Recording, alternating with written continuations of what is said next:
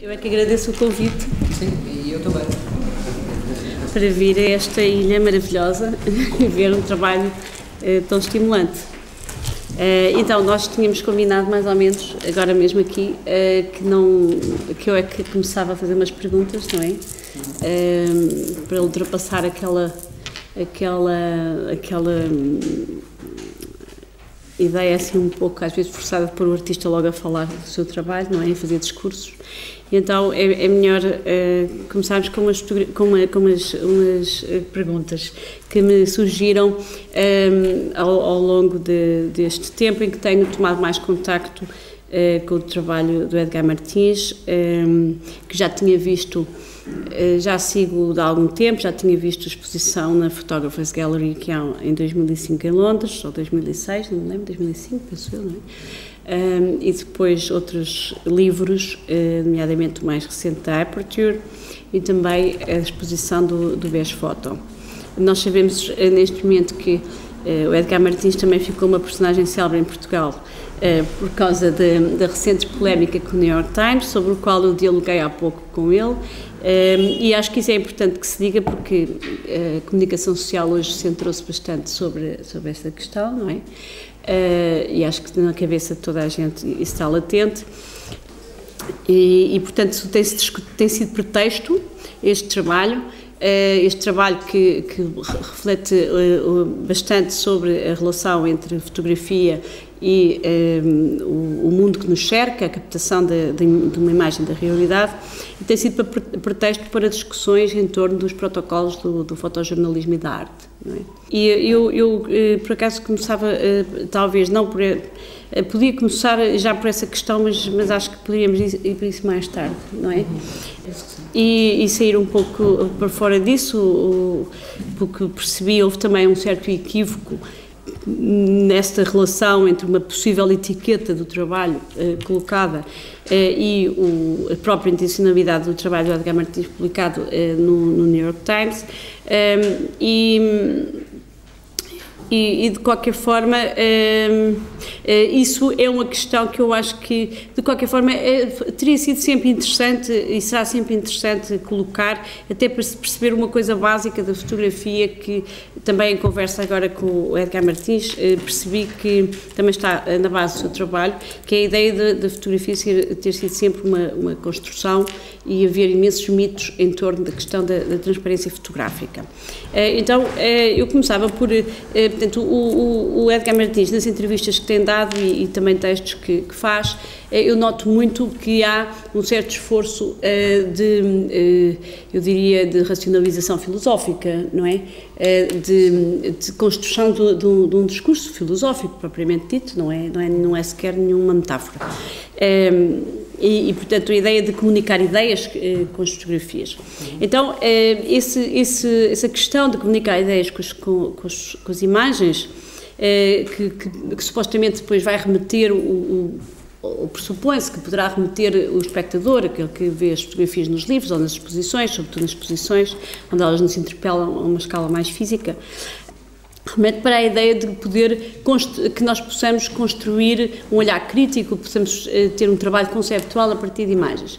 Eu pergunto se não há, de alguma forma, uma relação sempre paradoxal nisso, porque a história da arte mostra-nos que a imagem e o conceito foram sempre inimigos, não é? Desde o Platão.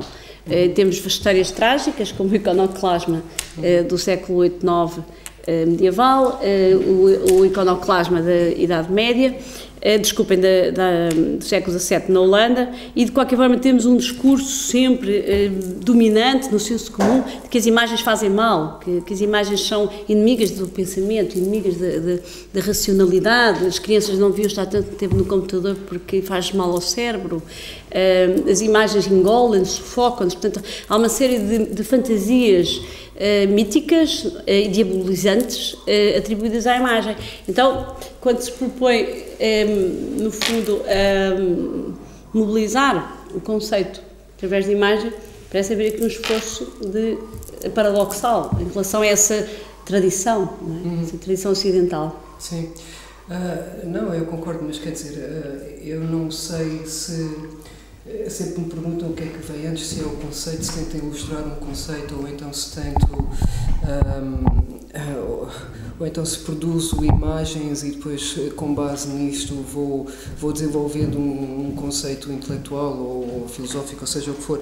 E é difícil de eu conseguir responder a essa questão. Aliás, eu presumo que eu, se calhar, não tenha as respostas para muitas das questões que vamos discutir hoje.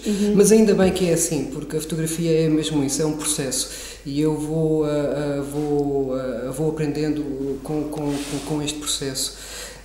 Do ponto de vista do meu trabalho, eu penso que portanto, há uma progressão a nível de ideias, e só para vos dar uma ideia genérica de onde é que, portanto, da origem de muito deste trabalho hoje.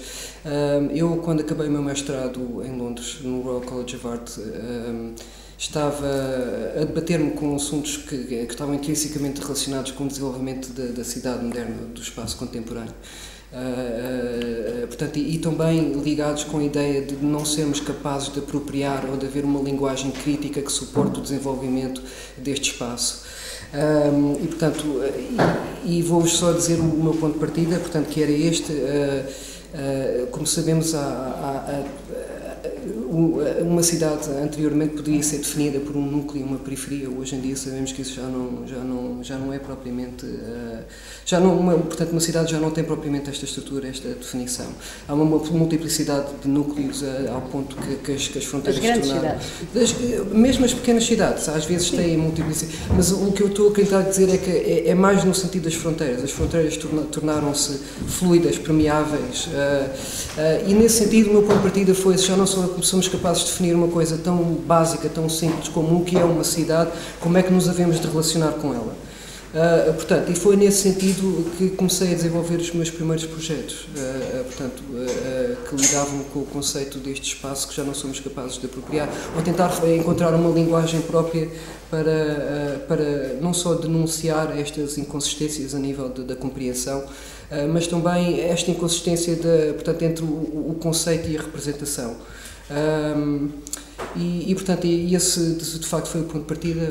Hoje em dia penso eu que já há uma linha de pensamento desenvolvida, e onde a minha linguagem visual tenta de facto simplificar-se. E penso que se calhar hoje em dia sim, que há uma simplificação da linguagem visual, talvez no sentido de ilustrar determinados conceitos, mas já está tudo tão intrinsecamente relacionado, portanto, projetos anteriores com projetos novos, que não sei dizer até que ponto é que os conceitos motivam a nível da produção das imagens, porque... Sim, mas diz. Pois, isso não era, a minha questão não era tanto o que é que está antes, o que é que está depois, sim, não é? Sim. Isso, na verdade, a arte conceptual dos anos 70 tinha muito essa ideia de que primeiro estava a ideia, não é? Sim. Mas isso foi um período muito específico da história da arte do século XX. A minha ideia era mais tentar perceber até que ponto, portanto, poderia, de que forma, eu acho que isso foi mais ou menos respondido, mas de que forma é que uma imagem, ou um conjunto de imagens, uma série, não é? Pode fazer um contraponto crítico à realidade das imagens, porque é aí que pode jogar o trabalho artístico das imagens, ou não? Ou seja, na verdade, todos os mitos do senso comum que nos colocam sempre esse lado demoníaco nas imagens, a fotografia, o cinema, a televisão, todos eles têm uma componente massificada, crítica, mediática, e transformam-se, talvez por isso, numa espécie de bode expiatório de todos os nossos fantasmas demoníacos sobre a dissolução do eu e a autodestruição, não é? Mas nós vemos que em certos momentos é possível que a própria imagem sirva como contraponto a isso, ou não? Ou seja, que quando eu vou explicar melhor. Sim, sim, mas já percebeste, não preciso explicar melhor. Explica. Eu gostava de explicar melhor. Por exemplo, nós temos aqui 3 ou 4, 5 fotografias, acho que é até relativamente mais sugestivo olhar para elas e ver, não é? De que forma, o que é que quer dizer o que eu estou a dizer? Ou seja, quando nós olhamos para estas fotografias, sobretudo para a maior parte por exemplo, esta série, ou esta mesmo, ou aquela série da Aperture, como se chama? Teórica Ocidental. Teórica Ocidental. São imagens que têm um cunho muito gráfico, como há bocadinho já disse. Eu diria abstratizante, não no sentido tanto de uma corrente de um estilo de história de arte, mas no sentido mesmo de isolar formas, de abstrair formas, não é? E, portanto, quando nós olhamos para estas imagens, nós de alguma forma sabemos que não estamos a ver o que normalmente vemos. Sim, porque elas estão limpas. Não é?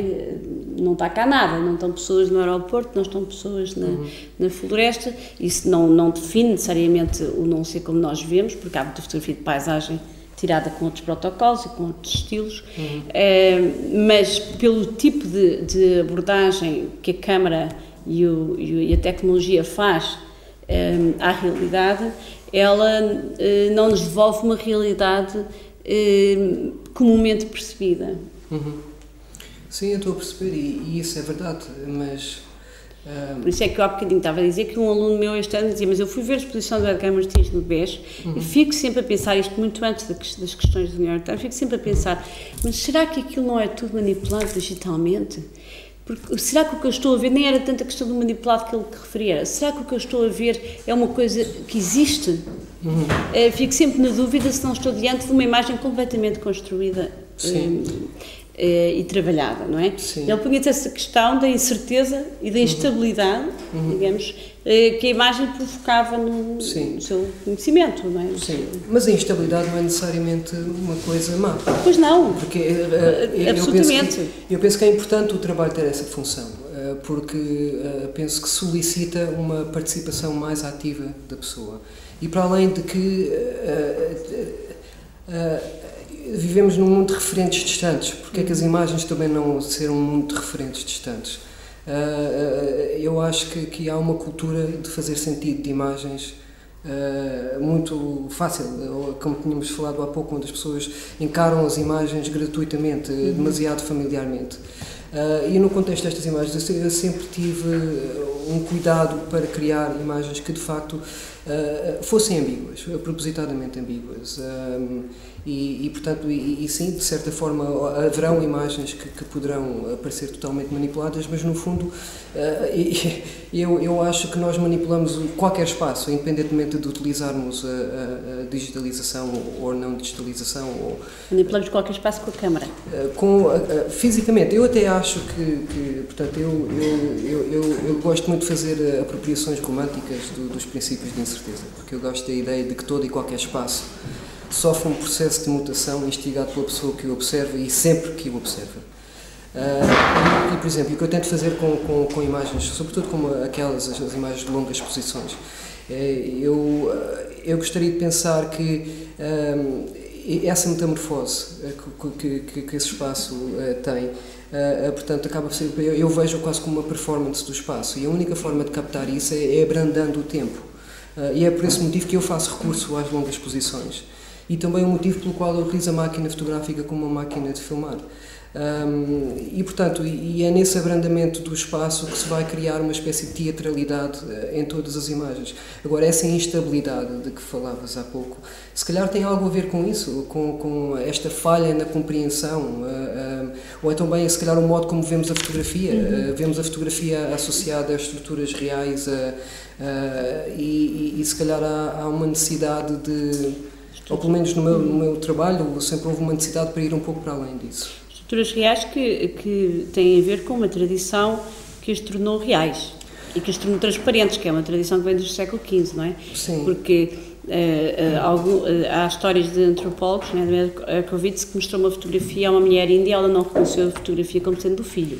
Sim. Porque não foi cultivada num sistema de representação bidimensional do espaço tridimensional. Portanto, também tem a ver com a tradição europeia, ocidental, não é? De representação à escala humana, ou seja, à escala da nossa percepção, não é?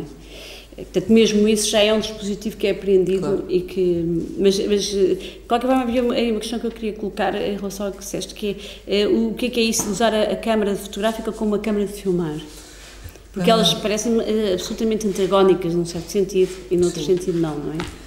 Eu penso que todo o meu trabalho lida com a ideia de sermos incapazes de, portanto, eu também tinha mencionado há pouco que as coisas que motivam a maior parte dos fotógrafos são as possibilidades que a fotografia levanta, e aquilo que me motiva a mim não são as suas possibilidades, mas são as suas lacunas, as suas insuficiências, ou seja, a incapacidade da imagem singular de representar tempo.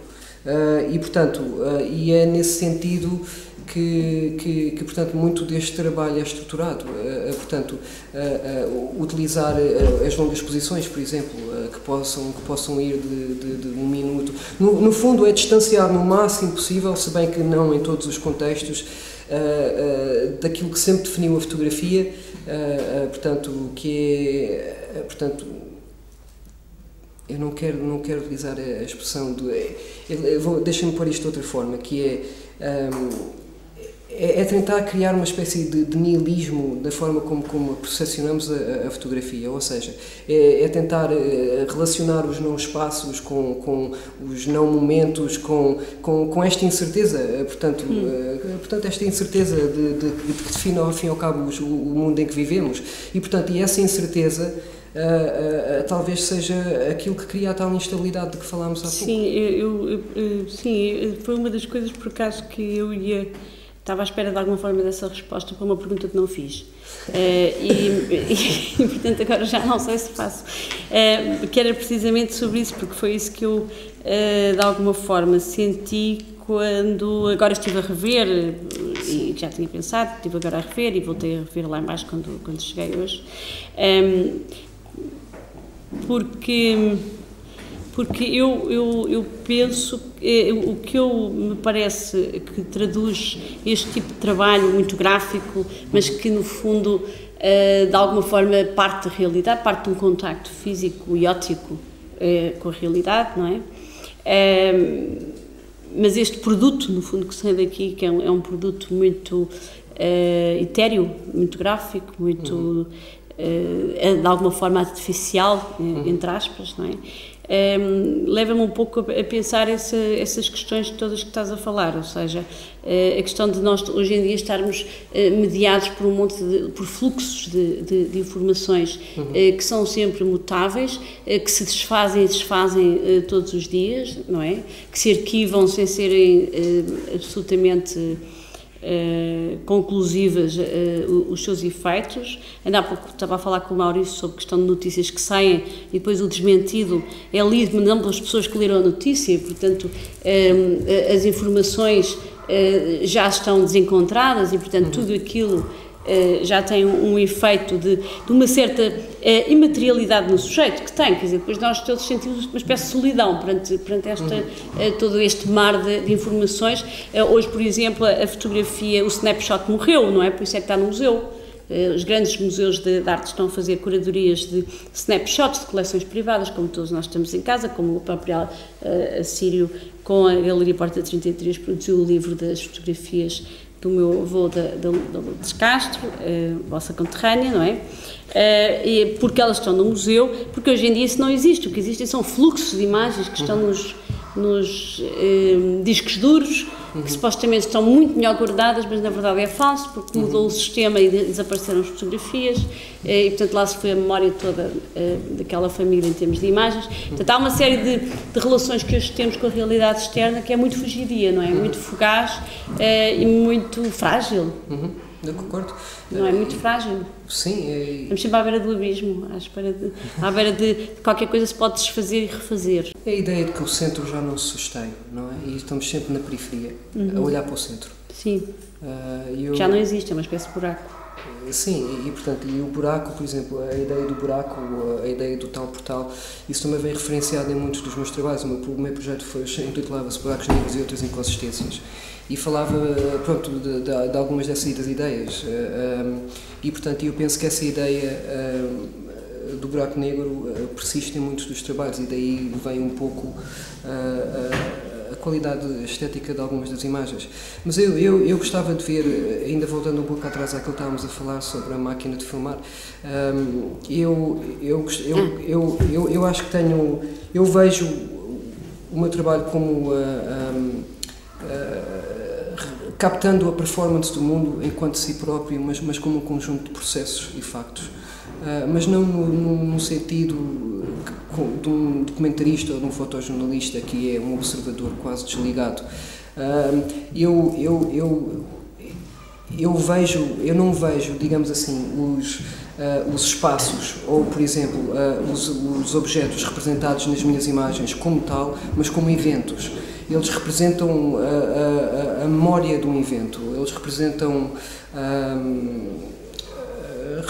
uma dimensão temporal mais alargada que não pode ser identificada nem negada. E eu gosto dessa ideia de que, portanto, eu penso que isso tem a ver com aquilo que estávamos a falar há pouco, de que aquilo que está representado nas imagens, ao fim e ao cabo, representa aquele momento ínfimo onde aquele espaço está a ser alterado pela minha presença. Pela minha mera presença. Sim, mas eu aí discordo um bocadinho que isso tem a ver com o cinema. Tenho que discordar um bocadinho, porque... Posso Sim, claro. Não. Discordo um bocadinho, embora perceba a ideia, discordo um bocadinho, porque apesar de ser possível fazer um filme com 2 fotografias, como costuma dizer um colega meu e cineasta, e de todas as fotografias de alguma forma conterem assim um filme, que é, penso que onde quer chegar, ou seja, a ideia de uma duração qualquer, acabam por ser um pouco dispositivos que se anulam um pouco, porque a fotografia é sempre mais traumática, não é? É sempre mais traumática no sentido em que nos remete sempre para um fragmento, uma coisa que foi dilapidada, que passou, que já não estás ali naquele aeroporto a fotografar, não é? E o cinema, na sua história, não é? E no seu presente ainda mais, acho que hoje em dia isso ainda é mais avassalador, digamos, com os grandes blockbusters e com os grandes... mas o cinema, sobretudo desde os anos 20, foi uma grande máquina de ficção, não é? E, portanto, de encapsulamento do indivíduo numa determinada duração, não é? Ao longo da qual se passa tudo, não é? O universo todo, a história, a narrativa. Portanto, eu aí diria que aí discordo um pouco que esse dispositivo seja cinematográfico. Acho que eu percebo a ideia de duração, a ideia da longa exposição que permite estar lá e que permite dilatar a imagem, mas mais no sentido de ela esvaziar daquele excesso de informação. Sim, mas é interessante porque é a acumulação que leva ao vazio e eu acho isso interessante, a sobreposição, claro, do tempo, dos tempos. E são esses paradoxos, essas polaridades, no fundo, às vezes muito básicas e muito simples, que tendem a definir muito do trabalho que faço. E esta procura constante pelas imagens redutoras, quer dizer, eu não sei se isto é uma fase, provavelmente até será uma fase, porque eu reparei que o trabalho que tenho produzido nos últimos anos, portanto, tem-me levado a uma forma de pensar que até que ponto é que conseguirei ser mais redutora. Se calhar hei de chegar a um ponto onde só vou apresentar fotografias negras. Fotografias escuras, quer dizer, é interessante porque chega-se a um ponto onde se reduziu tanto, se simplificou tanto, que qual é que é o passo à frente a partir daqui? E eu penso que no fundo aquilo que estou a tentar fazer penso que é mesmo lidar com isto, se calhar estou a trabalhar com um meio que detesto, com um meio que acho que está cheio de limitações e estou a tentar contornar essas limitações, mas denunciando-as. E ao mesmo tempo vou incorporando nesta forma de refletir sobre o meio, portanto, todos os outros assuntos que me interessam sobre a realidade. Sim, de alguma forma, essas limitações foram a base do progresso da fotografia e da sua história, não é? Sim, a capacidade de mentir, de construir, de inventar... e relembrar aquilo que há pouco eu estava a conversar contigo, como isso não se refere só à fotografia, refere-se também a outro tipo de comunicação também verbal, como o Walter Benjamin dizia que a informação é sempre uma maneira de nós criarmos distância entre nós e o mundo, não é? E a fotografia sempre foi muito hábil em fazer isso, não é? Aliás, desde o início da fotografia, os louvores a ela tecidos salientavam que agora não precisávamos sair de casa. Podíamos estar no sofá que as paisagens de Paris e de outros locais distantes chegar-nos-iam sentadinhos, ou seja, não precisávamos lá ir, não precisávamos de contacto com a realidade, ela interpunha-se entre nós a realidade. E aqui, se calhar, o que se interpõe é uma outra coisa, que é esse trabalho um bocado de desconstrução de todo esse passado, não é? Sim. Esse passado que metonímico, em que a realidade fica de alguma forma toda encapsulada num fragmento e torna um bocado mentiroso, não é? De tão verdadeiro que é, tão transparente, tão ilusoriamente transparente. É a ilusão da transparência fotográfica. Claro, isso é um dos grandes mitos da história da fotografia. Sim, não é? Mas eu acho que isso é uma das coisas que define muito o meu trabalho, essa ilusão da transparência fotográfica. E que, por exemplo, eu utilizei conceitos como esses para abordar, portanto, algum do trabalho que produzi para o New York Times, porque eram coisas que se ligavam especificamente a formas como eu via o jornalismo, ou como vejo o jornalismo, ou o fotojornalismo, ou o documentarismo. Pois, isso agora até podemos entrar um pouco por aí para essa questão do fotojornalismo. Eu, segundo percebi da conversa que já tivemos há bocado, o New York Times fez uma encomenda a um artista e não a um fotojornalista, não é? Sim, sim. E não teria sido bem explícito que, não sendo um fotojornalista, os protocolos do jornal e o seu livro de estilo não se aplicariam. Mas, sim, isso é verdade. Isso são as premissas, não é? Sim. Porque senão teriam que se aplicar, uma vez que está no seu livro de estilo, que não aceitam fotografia digitalmente manipulada. Mas isso não é bem assim, porque de facto... Foi o que eles disseram. Isso é verdade, segundo a ética jornalística, essa premissa é verdade. Mas a verdade é que a própria revista em si sempre, portanto, tornou-se célebre por ser uma revista que avança, digamos assim, as discussões sobre a fotografia. Eles não só representam o trabalho fotográfico ou documentário, portanto, trabalham várias vezes com um trabalho que dê um passo à frente, digamos assim, na discussão, seja trabalhos que sejam produzidos digitalmente, seja o que for, mas em contextos específicos, onde obviamente há algum diálogo, ou pelo menos algum acordo a priori, não é? Mas tudo bem, portanto, e neste contexto o que aconteceu foi obviamente uma espécie de eu tento ser muito... No teu caso poderá ter sido em grande parte uma conjuntura um pouco equívoca, não é? Que levou toda essa embrulhada. Sim. Mas não deixa de ser importante discutir isso. Sim, claro. Ou seja, discutir, a propósito disso, a diferença entre protocolos jornalísticos e protocolos artísticos, não é? O próprio protocolo, eu entendo um acordo tácito sobre que assegura ao espectador do que está a olhar, não é? Pronto, porque nós sabemos que a literatura sempre gostou de desafiar esses protocolos, nomeadamente, recordo-me às vezes de certas obras, nomeadamente O Nome da Rosa de Humberto Eco, diz que achou o manuscrito, e muitos outros escritores usaram esse dispositivo, mas que nós sabemos que é ficcional, sabemos que é tudo inventado e que tudo o que vamos ler é um romance. E sabemos que hoje nas artes plásticas usam-se imensos dispositivos ficcionais, galeristas que não existem e que são ficcionados, museus que são ficções. Estou-me a lembrar, por exemplo, do trabalho mais recente do João Paulo Serafim, em que há o Museu Imaginário, é um museu que ele construiu e que parecem fotografias de um museu e das caves de um museu, e não são, é tudo feito com uma maquete e com uma pequenina escala, que depois, tirado com grande formato, parece um museu verdadeiro, onde ele coloca obras de arte que ele gosta, ou próprias fotografias produzidas por ele, e portanto, no fundo, esses protocolos significa que o espectador sabe que vai entrar no registro da ficção, ou no registro da arte, ou no registro...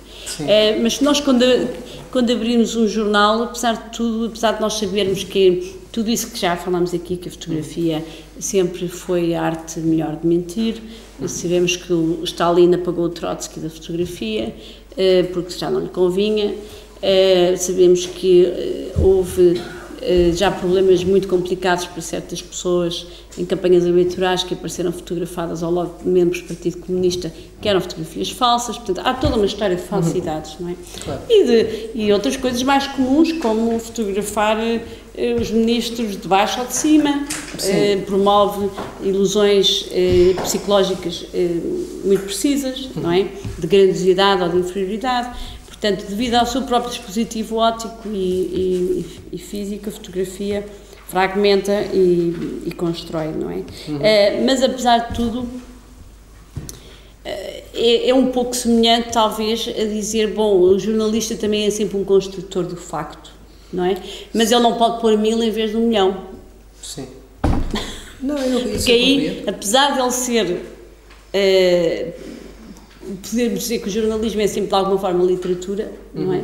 Há um protocolo quando nós compramos o jornal que não estamos a comprar um romance, nem conseguiríamos às 9 da manhã estar todos os dias a comprar um romance, não é? Portanto, estamos a comprar informação, a tal informação que nos medeia o mundo, mas é aquilo que já está a comprar, não é? Claro. Nós estamos a comprar um sistema de mediação para com o mundo, metonímico, como o telejornal, o mundo todo está... As 24 horas depois estão todas naqueles 20 minutos, não é? Portanto, é um dispositivo falsificador, mas apesar de tudo nós sentamos no sofá e dizemos, agora vou ver as notícias, não é? E quando ouvi as notícias, já tenho a barriga cheia, já posso sentar, ou seja, já estou de acordo... Quer dizer, alguns terão a barriga cheia, outros... A barriga cheia no sentido que já estás convencido que estás informado, percebes? Pois, ok. Sim, eu sei o que estás a dizer. Eu não estou convencida, mas não deixo-se como cidadã comum achar que já cumpri de alguma forma a minha necessidade de realidade do dia. Sim. Com aquela meia hora, quando me sento a ver o telejornal. Como não acredito muito, não me sento todos os dias, mas de vez em quando também sou uma cidadã comum. Sim. E também, preciso ver as notícias, não é? Claro. Ou que se caíram as Tweet Towers, também estive 2 dias agarrada à televisão, não é? Sim.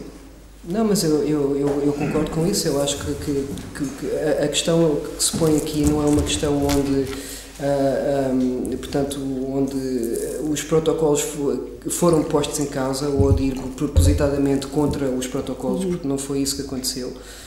E, portanto, o que aconteceu, no fundo, pode ser definido quase como uma espécie de mal-entendido. Mas a verdade é esta, é que mesmo dentro desse protocolo há sempre necessidade de se questionar determinados parâmetros e de sempre tentar avançar a discussão. E eu, neste contexto, estava ciente e convicto, aliás, de que teria oportunidade para fazer isso. Mas não, para não entrar dentro desse protocolo.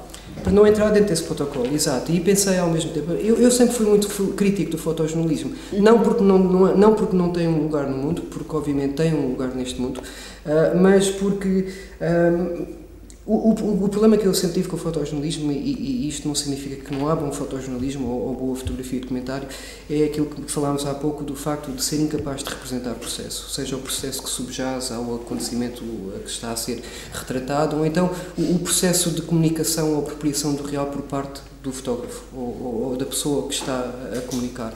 E, portanto, isto leva-nos a algumas das coisas que estávamos a falar antes, que eu acho que é importante.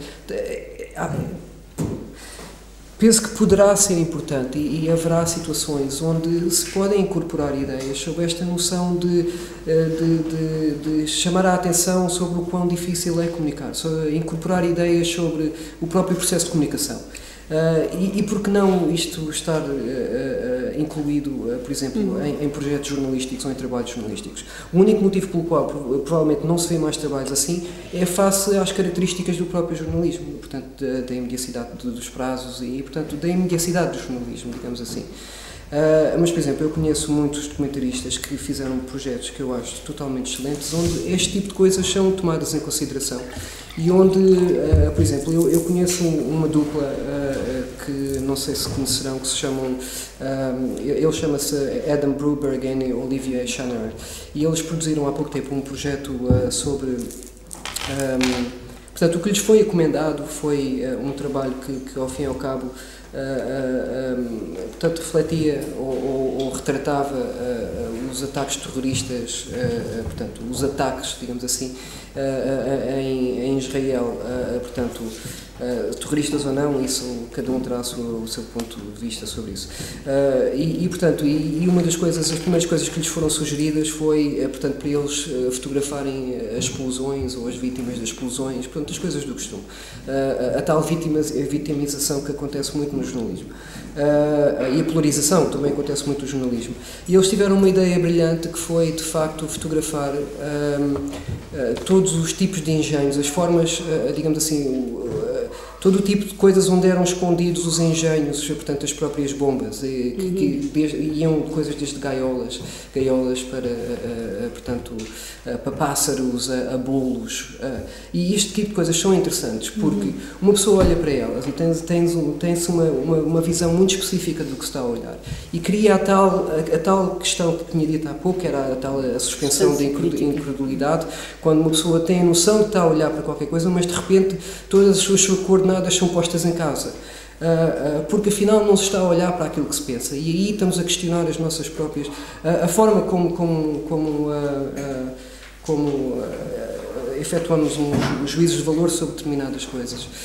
E, portanto, é obviamente que isso é interessante, porque as imagens foram mostradas em sequências onde se mostrava o produto em si, totalmente disfarçado, e depois onde se mostrava o interior dos vários produtos. E eu achei isso uma coisa muito interessante. E porquê é que não há de haver mais disto no jornalismo? Talvez a questão de imediacidade.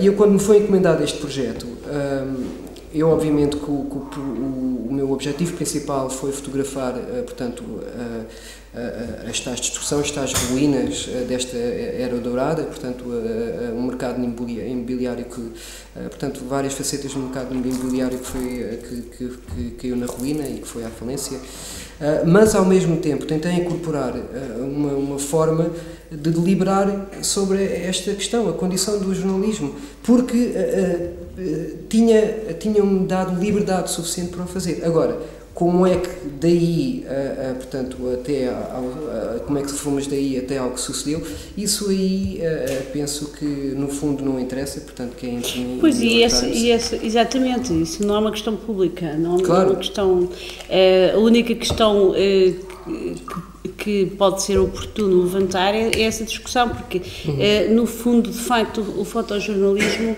como diz um teórico das artes visuais, da fotografia, que é o Alan Sekula, acaba por ser outra face do capitalismo, porque a produção em massa de imagens transformadas em mercadoria, por exemplo, o WordPress Photo, com todo o mérito que alguns trabalhos têm, mesmo assim, e era uma das exposições, por exemplo, mais vistas no Centro Cultural de Belém quando eles faziam lá, não é? Até uma exposição mesmo para as massas, destinada às massas, e para alimentar, de alguma forma, esse tipo de sentimentos voyeurísticos e de comiseração das massas, porque o efeito político às vezes é nulo, não é?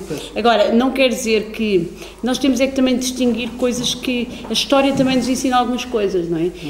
E nomeadamente, por exemplo, o fotojornalismo nos anos 50, tal como a street photography em grande parte, eram correntes que vinham responder de facto a uma necessidade de intervenção política, como o caso da agência Magnum, política não só na questão dos direitos de autor dos fotógrafos, mas política no sentido de uma crença na fotografia como arma de intervenção no mundo, na realidade.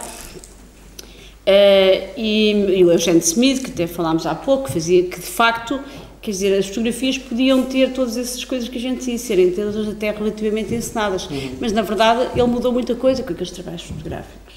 Sim. Ele conseguiu condenar uma empresa que tinha despejado mercúrio, ele conseguiu que uma enfermeira que fazia 18 km a pé por dia tivesse uma clínica, através das páginas da revista Life, ele exerceu uma ação política na realidade, e isso é importante que se perceba que naquela altura isso correspondeu a uma necessidade mesmo da fotografia se aliar à ação política, não é?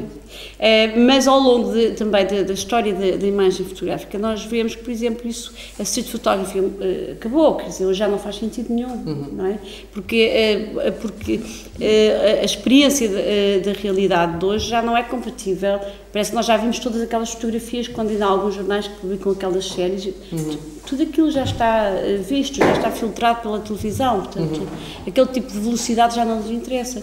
E por isso aparecem trabalhos muito mais críticos, como Jeff Lowe, por exemplo, ou como outros autores que constroem a realidade, não é? Reencenam para mostrar isso que estavas a dizer, penso eu, não é? Ou seja, para criar essa distância. E nós podemos um pouco refletir sobre o que são essas figuras da urbanidade. Eu pergunto-me se não tem a ver um pouco com, e isto seria um tema para muitas outras discussões, se calhar com a ideia da morte do real na fotografia. E portanto, por exemplo, falavas um pouco da morte da street photography, mas muitos dos trabalhos paisagísticos que eu produzo lidam com a ideia, independentemente de fazerem alusão a temas ou pictóricos específicos, ou que tenham referências pictóricas específicas, lidam com a ideia da morte da paisagem, seja a morte da paisagem física, através, se calhar, de algumas das séries que produzi, como dos fogos florestais, mas também da morte da paisagem enquanto tema pictórico, porque isso a mim sempre me interessou bastante, sobretudo no meu trabalho de paisagem. E no fundo, quando me perguntam, mas como é que fotografias sobre paisagens podem ser produzidas pelo mesmo fotógrafo que produz imagens como aquelas, e no fundo eu penso que tem tudo a ver, o que une no trabalho é esta temática, portanto, sobre, portanto, aquilo, a fotografia, o processo fotográfico, portanto, este relacionamento com o processo fotográfico. Eu pessoalmente acho isso interessante. Será que há alguma coisa que seja válida hoje em dia, se não uma coisa que se questiona a si própria? Portanto... Sim, acho que isso é um trabalho que tem um ponto de partida mais que é um bom ponto de partida artístico, no fundo essa destruição desses mitos da moldura como janela, não é? Que ainda é um mito renascentista, um modelo renascentista, e que no fundo fotografar paisagens hoje pode ser um pretexto para pensar o que é a natureza hoje, como objeto de pensamento, como objeto de conhecimento, não é? Como objeto de contemplação, não é? O que é que nós hoje podemos sentir do ponto de vista de uma reflexão sobre hoje a natureza já não existe uma coisa chamada planeta, e temas tão cruéis como a destruição do planeta e o fim do planeta e o fim da Terra, não é? E depois disto já não é muito possível estar a fotografar paisagens como se nada fosse. Pois exato, sem dúvida. Se calhar, não sei se é aí que tu queres chegar, ou seja, mas não é possível fotografá-las como se nada tivesse passado. Exato, e por isso é que eu continuo por exemplo, revistas como a National Geographic. Os meus pais colecionavam essas revistas desde que eu era criança, e eu via todos os dias, todos os meses. E sempre tive uma posição um bocado indiferente para com aquele tipo de revista, porque sempre representou o fotógrafo intrépido que vai para um lugar supostamente desconhecido, e houve sempre qualquer coisa que me fez ficar algo desconfortável com esse tipo de abordagem. Talvez não necessariamente enquanto criança, mas à medida que me fui apercebendo do mundo à minha volta. E talvez isso reflete-se um pouco na forma como eu vejo o fotojornalismo e o documentarismo, que com esses prazos, uma das coisas que eu me lembro com este trabalho do New York Times, que foi muito interessante, foi o facto de eu fui encomendado, tive de produzir um projeto em cerca de um mês e meio, 2 meses, onde ia de cidade a cidade, de cerca de dia a dia quase, ou de 36 horas em 36 horas. E eu percebi-me de que estava a cair numa forma de trabalhar que era totalmente, não é que eu já não tivesse essa percepção antes, suspeitava que poderia acontecer, mas senti-me bastante desconfortável com ela. E foi nessa altura que não foi uma decisão prévia, que tive a consciência de que tinha de arranjar formas de apropriar este espaço, ou pelo menos de os transmitir ao público, que, portanto, questionassem, que retratassem os espaços, que falassem um pouco portanto, a crise económica, mas também que retratassem estas questões de processo que estávamos a falar ainda há pouco. E, portanto, tudo isto foram coisas que foram comunicadas, mas que... e eu pessoalmente acho que isso faz o trabalho mais interessante, porque começa a existir a diferentes níveis, acabam por haver vários níveis de leitura do trabalho, e isso é importante, isso na minha obra. Sim, até porque o dispositivo estético que encontrado de alguma forma também contribui para essa distância. Mas apesar de tudo o que eu disse e o que acho do fotojornalismo, apesar de tudo eu acho que os jornais têm que manter os seus protocolos.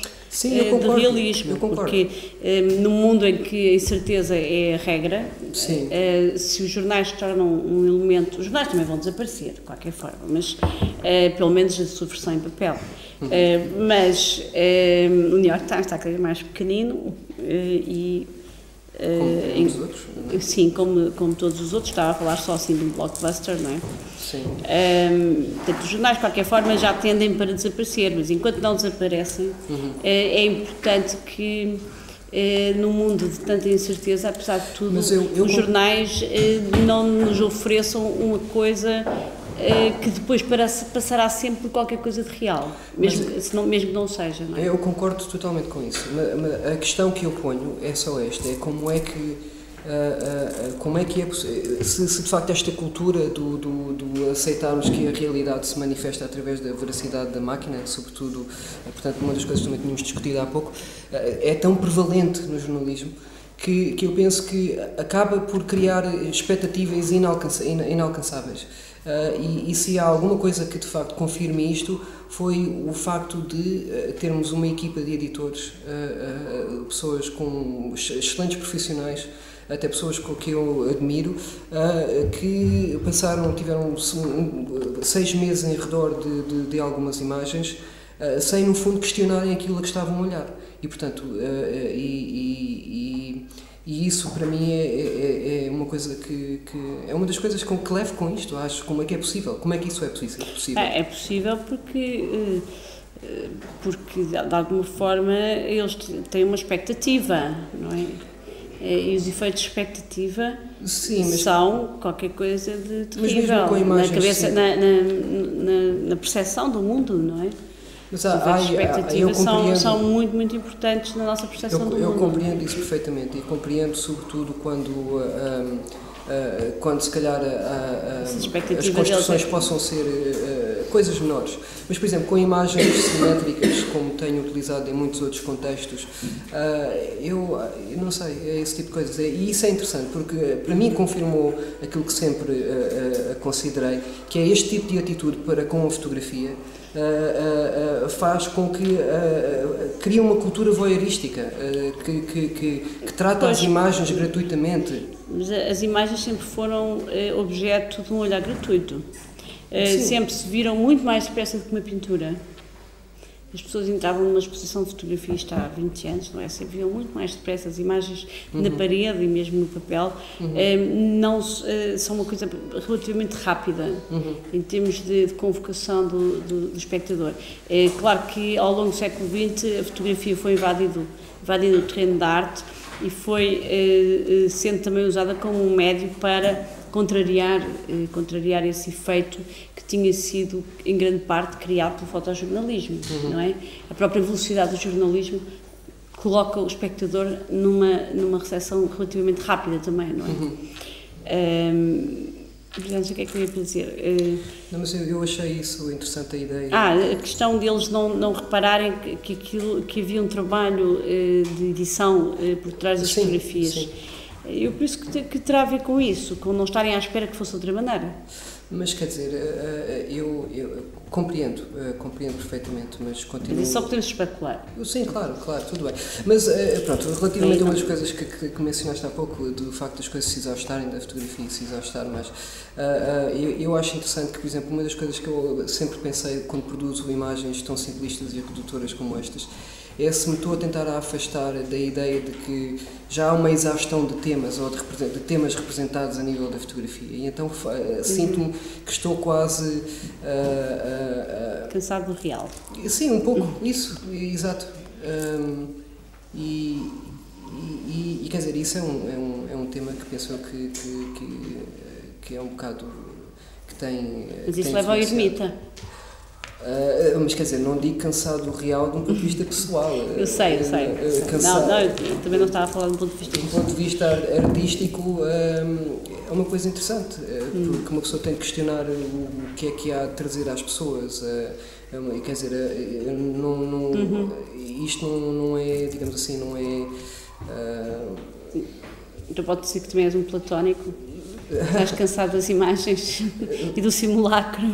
Talvez, mas isso, portanto, a fotografia é um simulacro, não é? Ao reconstituir o seu portanto, objeto. De qualquer forma, isso nunca estarias completamente fora, não é? Não, mas quer dizer, eu, por exemplo, a nível das construções que tenho feito, sobretudo ultimamente, é em torno dessa ideia da fotografia como um simulacro, porque ao criar um novo mundo, portanto, reconstitui-se o objeto, mas criam uma espécie de novo mundo, mas não com o sentido de o duplicar, mas de o tornar visível. E então, nesse sentido, quando se torna uma coisa visível, está-se a fragmentá-la.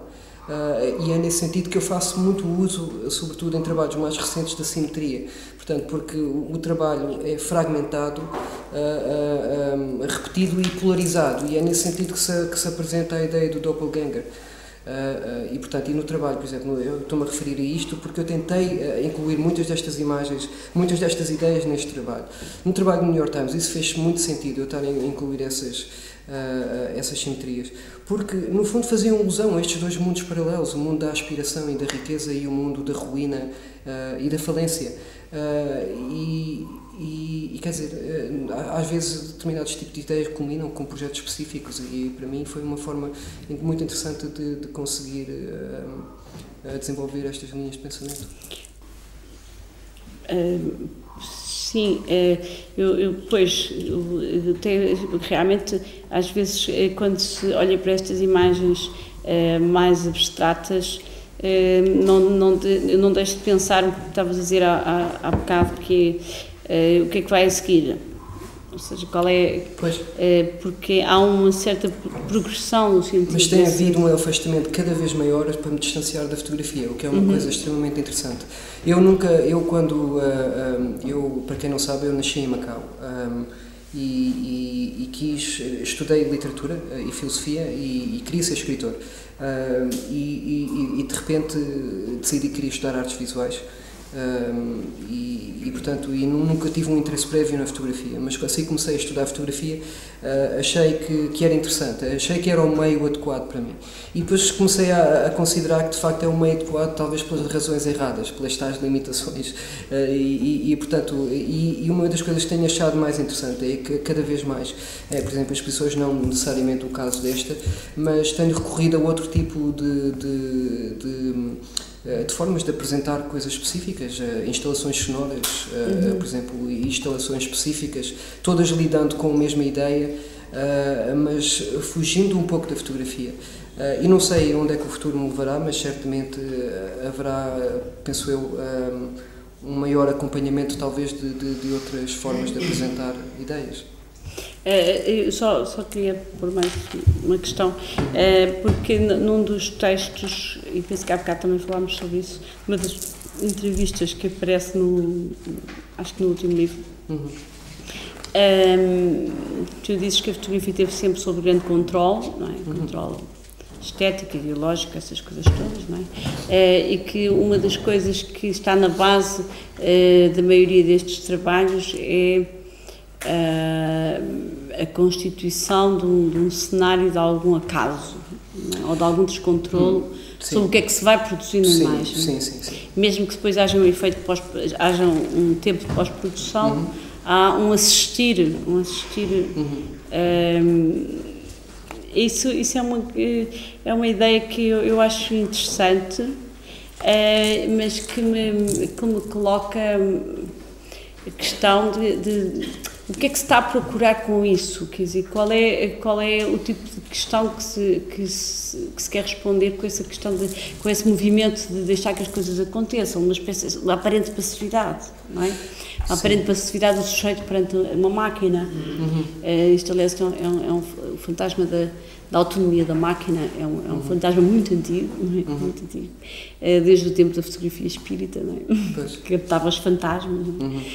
Às vezes também perguntei-me a mim própria, quando li isso, estava à espera que aparecesse um fantasma, ou seja, que qualquer coisa se interpusesse de inesperado, e portanto qual é o fantasma que está por trás dessa passividade? Não inesperado no sentido de esperar que um cão passe. Sim, não é nesse sentido costas, jornalístico, assim. Sim. Sim, não, é mais no sentido de, não sei, há qualquer coisa de nihilista nesta posição, na forma, tem a ver, se calhar é uma forma de refletir sobre a condição, a nossa condição, a condição contemporânea, que no sentido de se afastar um pouco do mundo para compreender um pouco aquilo que se passa, se calhar um mundo assombrado pela mobilidade, pela transiência, não é? Por passagens que não se estabelecem por ser velozes, mas quase intangíveis. E pronto, e no fundo o trabalho reflete sobre isso, e que pronto, também lida um pouco com aquilo que falámos há pouco do abrandamento do tempo, e nesse sentido a relação portanto, digo com o vídeo, mas mas mais de uma maneira formal, não especificamente de uma maneira.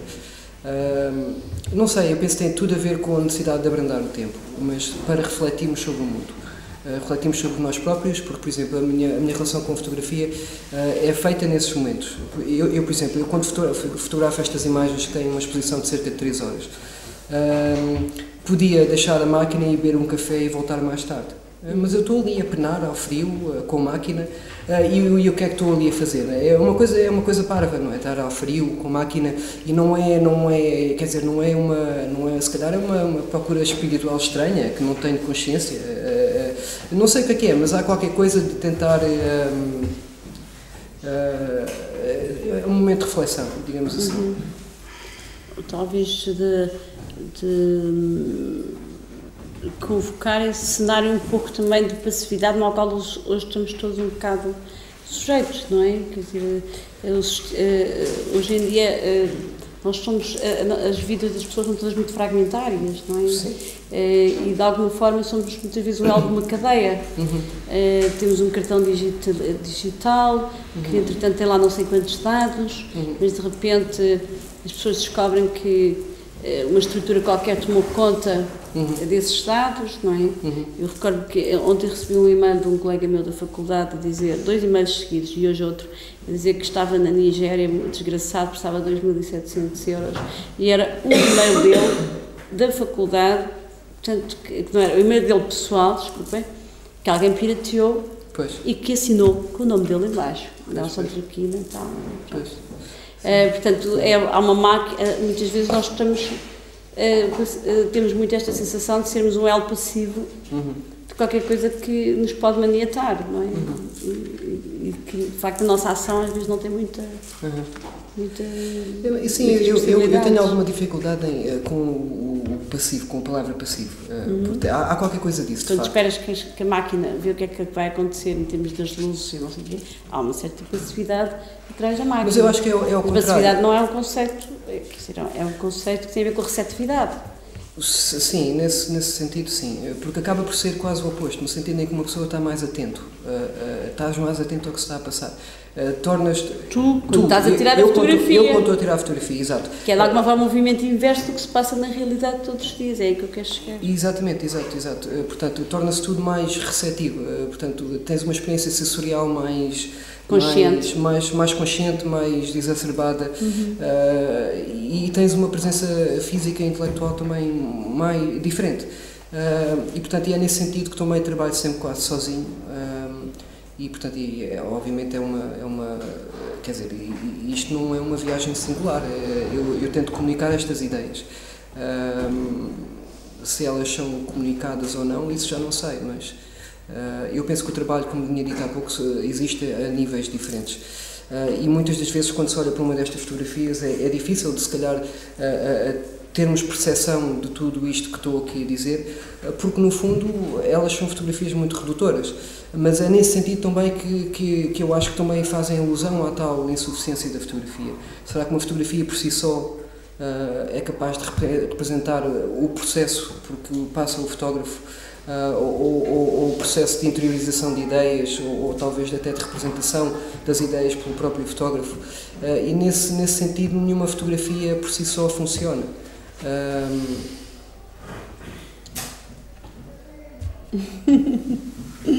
Não sei. Não sei se querem colocar alguma questão, agora que temos aqui o artista, se alguém aqui da nossa Assembleia quer colocar alguma questão. Acho que vamos dar um bocadinho de voz. Se nasceste em Macau ou em Évora? Não, eu nasci em Évora, mas cresci em Macau. Os meus pais foram para Macau quando eu era criança. Há bocado disseste que tinhas nascido em Macau e eu também reparei nisso, mas percebi logo. Peço desculpa. Quis dizer que cresci em Macau. Cresci, sim, cresci. Não nasci. Uma das coisas que a fotografia, eu sou fotógrafo, venho da área de fotojornalismo, se quiser. Sim. E uma das coisas que eu gosto cada vez mais, uma das razões porque eu gosto muito de fotografia é que ela é uma coisa muito complexa, de facto. E acho que houve, na vossa conversa, algumas incongruências, se quiser, passo a explicar, pelo menos na minha modesta opinião. Em primeiro lugar, porque eu considero ainda hoje a National Geographic como uma referência no campo da imagem. Estamos perante um trabalho que é plástico. Eu encontro muitas vezes, em muitas imagens da National Geographic, essa plasticidade bem presente. Portanto, a fronteira entre, aliás, temos uma professora universitária, portanto, um fotógrafo não vale tentar falar que não tem fronteiras, mas pronto, era só para referir este dado. Depois, essa ideia do fotojornalismo que contra, entre aspas, a arte ou contra o artista. Mas repara, não há, que isso não existe. Isso não existe. Mas eu penso que a vossa conversa bipolarizou-se um bocado, porque essa problemática que tiveste com o New York Times, penso que não foi apenas com o New York Times. Penso eu que também houve galerias e galeristas a retirarem trabalhos teus do seu, digamos, e portanto não é uma coisa estritamente entre o artista e os fotojornalistas ou os jornais, é uma coisa que tem a ver também com alguma ética, penso eu, mas pelas razões que eu li, neste caso que estou a falar, não vou mencionar o caso, não sei. Mas já agora queria se confirmar se tiveste problemas com galeristas. Não, isso aí, repara, o problema. Sim, mas acaba aí, depois eu respondo, força. Não, quer dizer, é o seguinte, esta situação, portanto, a tua questão no fundo tinha várias mini questões e podíamos falar em cada uma delas por mais uma hora ou duas. Eu pessoalmente acho que não há propriamente uma rivalidade entre o fotojornalismo e a arte, porque ambos usam e têm usado os mesmos métodos de expressão desde há muito tempo, à exceção de que num sentido há umas coisas que se fazem explicitamente e noutras talvez implicitamente. E relativamente àquilo que mencionaste das galerias, isso infelizmente portanto, faz parte de muita da desinformação que passou por aí, e portanto, o facto da minha galeria de Nova Iorque ter retirado as fotografias do website não foi por causa disso, foi porque eles estavam a receber imensos telefonemas. Não, uma galeria em Portugal, um galerista em Portugal deixou de vender, entre aspas. Mas isso é uma parvoíce. Quem é esse galerista? Eu só trabalho com uma galeria e vou estar a abrir uma exposição no final da próxima semana. Mas quer dizer, a questão é essa. As informações que aparecem, né? Sim, mas o problema aqui é que eu penso que podia ter existido um debate muito interessante sobre muitas das ideias que vieram lá de cima. Mas não houve, e houve uma espécie de bifurcação a nível das coisas que vieram lá de cima, e isso para mim não me interessa porque simplesmente são coisas supérfluas. O que me interessa, no fundo, é falar das coisas que aqui falámos.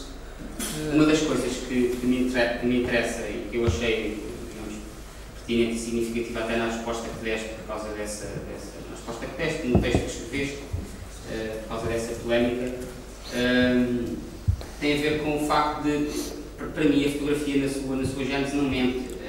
No início, a fotografia foi vista como, digamos, a técnica com maior capacidade, de facto, de transmitir a verdade que estava à frente do olho mecânico, se quiser, de reproduzir, mas no início também havia uma maior contiguidade, se quisermos, entre o real e a fotografia, coisa que hoje, do desenvolvimento até tecnológico, essa contiguidade que havia no início foi desaparecendo e foi aumentando, mas existia. O que existe, foi uma coisa que penso que faz parte da tua maneira de estar perante a fotografia, é de facto sempre um trabalho do autor ou de alguém que está por trás da câmara sobre aquilo que tem à frente. E, portanto, nesse sentido, a fotografia é mentirosa. Ou a fotografia não é verdadeira, pelo menos.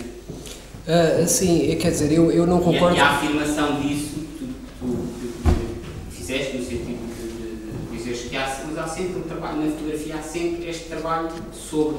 Achei que. Sim, quer dizer, é o seguinte, a fotografia oculta sempre mais do que representa, não é? E nesse sentido a fotografia é sempre mentirosa, mas quer dizer, não necessariamente num sentido negativo. É o chamado fora de campo do cinema, não é? Não, mas há o campo e o fora de campo. O fora de campo é tudo que lá não ficou. Não, mas o que está na fotografia aqui, associamos, ainda hoje de alguma maneira ainda existe esta luta. Vemos na fotografia, tendemos a acreditar que aquilo existe ou existiu. De facto, havia de facto uma relação desde a gênese da fotografia com essa ideia da verdade e da reprodução do real, até pela contiguidade que havia. Exatamente. Eu posso só dizer uma coisa. Há casos históricos que eu ainda há bocado contei ao Edgar, dos pioneiros da fotografia, que durante décadas circulou uma fotografia supostamente da biblioteca do Talbot, que hoje se descobriu que não foi feita dentro da biblioteca, que ela levou para a rua, porque não havia luz suficiente naquela altura para poder ter aquela fotografia. Portanto, a chamada cena de biblioteca, que era suposta ser um documento da sua biblioteca e dos seus livros, foi toda montada cá fora e fotografada assim. Portanto, isso é de 1841, a fotografia de 1844, o livro, não é? Portanto, mas, ainda assim, e sobre essa questão de se a fotografia tem a ver com a verdade ou não, eu digo muito claramente, se eu tiver que escolher entre a relação, o que é específico da fotografia, se tiver que escolher entre o documento e o seu contrário, eu escolho o documento, porque senão fico sem nada. Então, senão, o que é que eu fico da fotografia? Com tudo o que é igual aos outros médios, não é? Portanto, em caso de empate, eu tinha que escolher, eu não tinha qualquer dúvida em escolher que caracteriza historicamente a fotografia é a sua relação com o real. Não está a falar de documentos, está a falar... Não, mas documentos de relação com o real, pronto, isso é só isso. Agora, eu pessoalmente acho que a fotografia vive de um paradoxo, portanto acho que não tenho que escolher, mas se fosse assim encostada à parede, tens que escolher, eu escolhia o real. Pois, mas o problema é mesmo esse, é que não mas eu não tenho que escolher, não escolho e acho que vive de um paradoxo. Sim, quer dizer, eu acho mas é importante a gente às vezes ser encostado à parede para perceber e não entrar num discurso assim um pouco vago de que é tudo a mesma coisa, que é tudo construção, claro. E depois esquecer a especificidade de um médium que tem uma história de 100 e tal anos, que é recente, não é?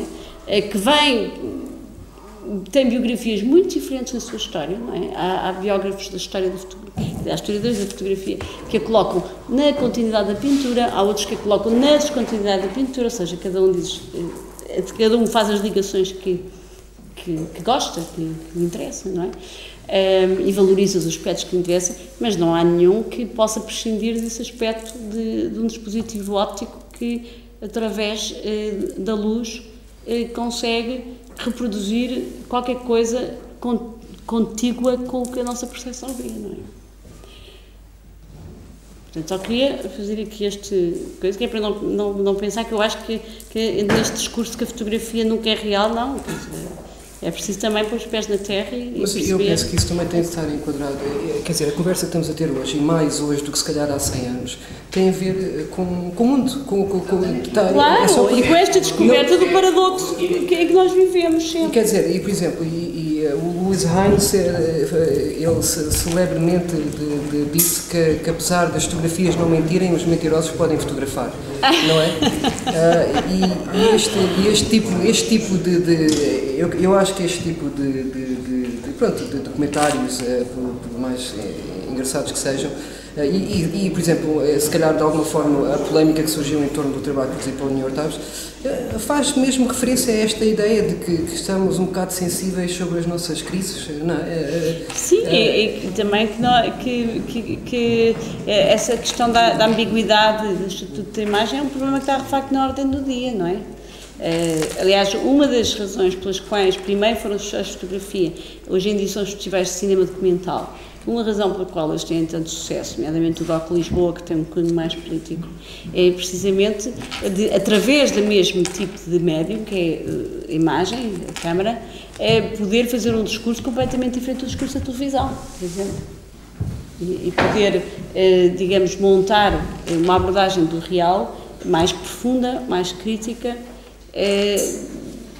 o que não quer dizer que sempre se consiga. Por exemplo, eu estive na parte final da seleção do DOC Lisboa e recebia, e a direção recebeu muitos filmes que não tinham qualquer valor crítico nem artístico, que eram, peço desculpa, mas pareciam para o canal National Geographic, ou seja, como eu dizia, lá está mais um comentário de National Geographic. Bom, essa discussão de National Geographic podemos ter depois. Não sei se faz muito sentido continuá-la. Eu também acho que o National Geographic teve uma função histórica muito importante. E trabalha num tempo também diferente dos médias normais, já agora. Mas hoje há estudos sobre o National Geographic que mostram como ele é atravessado por estratégias ideológicas muito precisas. Não é? Era só isso que eu queria dizer. Fora disso, acho que uma revista que encantou sempre multidões e teve o seu papel. Talvez queres acabar? Eu? Não, então. A conversa não acaba. Não acaba, portanto. Mas podemos fazer uma grande pausa. Não sei se mais alguém gostava aqui de pôr alguma pergunta ao André, Sim, que ele é se quiserem perguntar alguma coisa, fazemos agora, porque eu não pretendo vir à Madeira por mais uns bons meses. Sabes lá. Pois, exato. Qualquer pretexto é bom para vir à Madeira. Sim, exato. Ok, então, olha, obrigadíssimo por terem estado presentes.